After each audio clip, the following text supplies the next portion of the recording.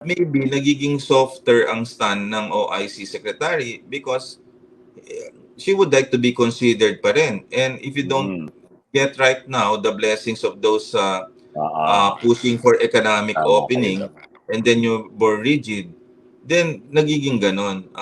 Ako kasi, I always think about the motivation of people on doing that. Why would someone from the health department not do the right thing na mag-masking? And then sabihin na lang natin na yung economy kailangang i-save na natin. At tayo naman sanay na ganito, di hindi na tayo mag-mask. Parang for a doctor na humihingi ng tulong ang taong bayan, then you need to give definitive solutions for the country. I just find it very confusing. I find it very soft, and I find it very political rather than scientific. Opo, lalo na BN Doc. Parang sinabi niyo kanina, naninigarilyo ka ba? Tigil mo na yan. Wala kang doktor na sasabihin, hindi, diretso mo lang, basta konti-konti.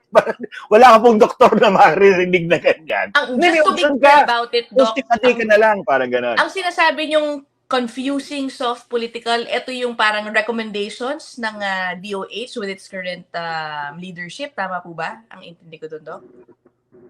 Recommendations or policies, mga ganyan. Yeah, confusing in the fact na dapat kung tumataas ang cases natin, dapat mag-mandatory face mask ka or i-encourage mo ang face mask talaga. Like kunyari, ito si Mayor Hani Lacuna, ay pinag-iisipan talaga niya. May pronouncement siya kung magmamandatory kasi doktor siya.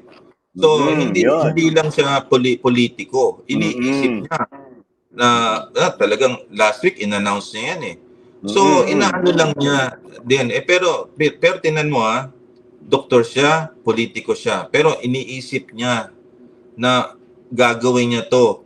At least man lang yun, natutuwa ako kasi kino-consider niya yung safety ng mga tao. Oo, yun. Doon ako nang gagaling. Siguro it's just a matter of time para ibabaan niya yan pag tumaas yung cases. Pero coming from Mayor Lacuna at doktor siya, ay humahanga ako kasi may ganun siyang klaseng thinking process na tinetsyempo lang niya kung talagang this is the right timing. Mas maganda yon kaysa ang sasabihin mo wag na lang.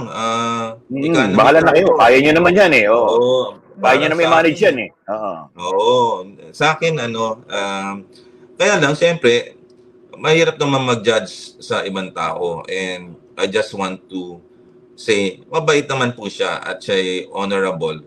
Kaya lang, siyempre, people would decide you on what you do. Kasi later on in life, babalikan siya many years from now, naging contribution natin during the pandemic. I'm sure meron na siyang legacy. But another challenge ngayon is to decide. Kasi right now, people are really asking kung ano talagang gagawin natin. Lalo na kahapon, nung nandun siya sa Congress. So kailangan medyo strong siya rito in terms of promulgating pa rin health science over the business or the politics.